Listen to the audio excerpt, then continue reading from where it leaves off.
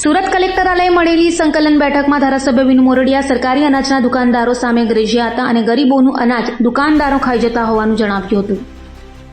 સુરત કલેક્ટરાલયે મળેલી સંકલનની બેઠકમાં ધારાસભ્ય વિનુ મોરડિયા ગરજ્યા હતા અને કહ્યું હતું કે ગરીબોનું અનાજ દુકાનદારો ખાઈ જાય છે તેવી ફરિયાદો તેઓને લોકો દ્વારા કરાઈ હોય, જેને લઈ વિનુ મોરડિયાએ લોકોના હિત માટે સંકલનમાં મુદ્દો ઉઠાવ્યો હતો અને જણાવ્યું હતું કે સરકારી રાશનની દુકાન પર લોકોને કેટલો અનાજ મળવાપાત્ર છે તેનું બોર્ડ લગાવવા કલેક્ટરને રજૂઆત કરી હતી. કાળાબજારિયાઓ ગરીબોનું અનાજ ખાઈ જાય છે તેવી ફરિયાદો ઉઠી રહી હોય, આ બાબતે ધારાસભ્ય વિનુ મોરડિયા લોકોની વહારે આવ્યા છે અને આવા લોકો વિરુદ્ધ કડક કાર્યવાહી કરવા માંગ કરી હતી. સસ્તા અનાજની દુકાનોમાં મળવાપાત્ર જે ગરીબો માટેનું જે અનાજ હોય, ચોખા હોય, જે કઠોળ હોય અથવા તો જે ખાંડ હોય, તહેવારોમાં તેલ મળતું હોય, આવા પ્રકારની પૂરી જેનો કોટો મળવો પડે એ પ્રકારે કંઈક ને કંઈક દુકાનદારો ઓછું આપે એવી મારી પાસે એક બે ગ્રાહકોએ ફરિયાદ કરી. એટલા માટે મેં જનરલ વિષય લીધો કે કોઈ પણ દુકાનદાર